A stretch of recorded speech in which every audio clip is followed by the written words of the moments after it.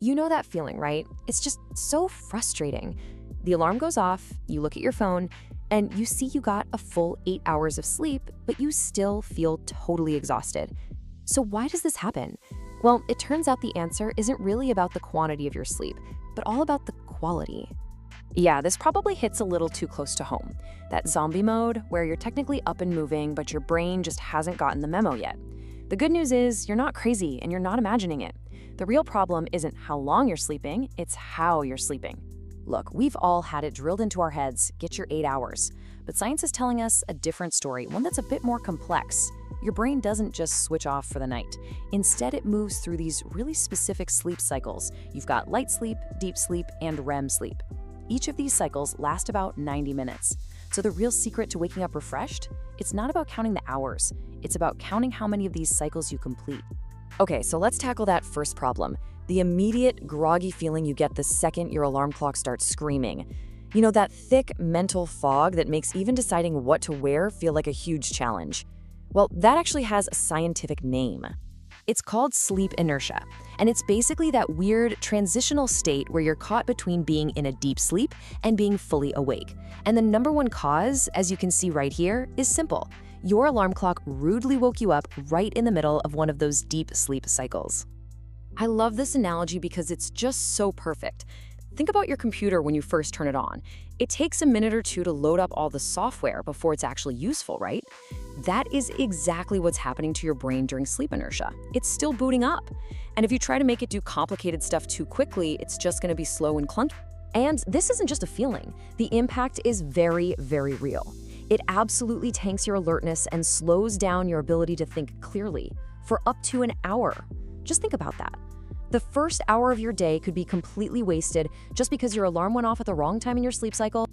So, okay, that explains the morning fog. But what about the bigger picture here? Beyond just that initial grogginess, there's a much more powerful system at play. We're talking about your body's own internal master schedule. And that is your circadian rhythm.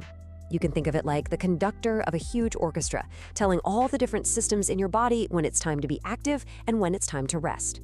It's this powerful, really deeply ingrained biological clock.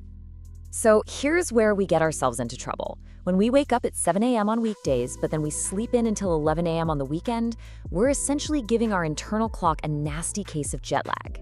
This inconsistency just throws the whole system out of whack, especially when it comes to producing melatonin. That's the hormone that basically tells your body, hey, it's time to go to sleep. And just look at how this all breaks down. Your body literally gets confused. It has no idea when it should be alert or when it should be tired. That melatonin release becomes totally unreliable. So what happens? You might feel exhausted in the middle of the afternoon, but then feel wide awake when it's finally time for bed. It makes it a real struggle to fall asleep. And even when you do, you're not going to wake up feeling refreshed because your whole system is out of sync. All right, so we get it. Respecting our sleep cycles and our internal clock is super important.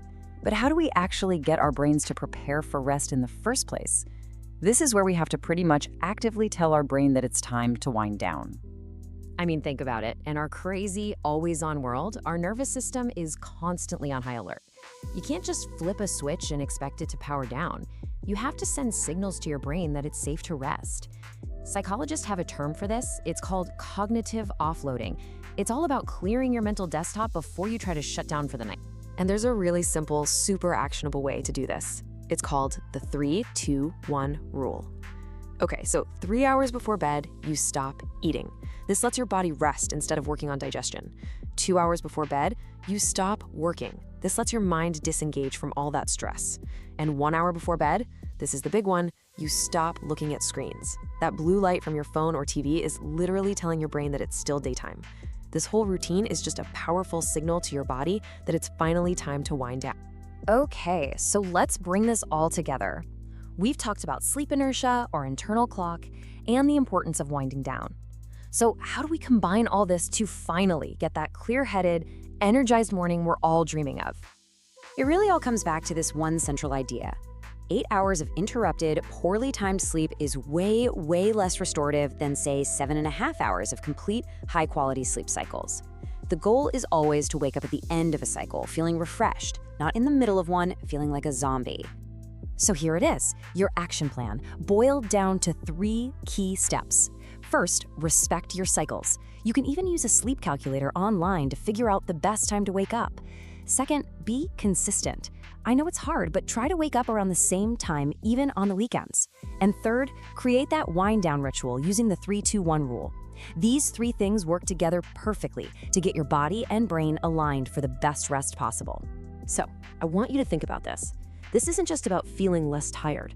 It's about unlocking your real focus, your creativity, your productivity. Just imagine for a second what you could do if you weren't starting every single day fighting through that awful mental fog. What could you accomplish with a truly clear mind?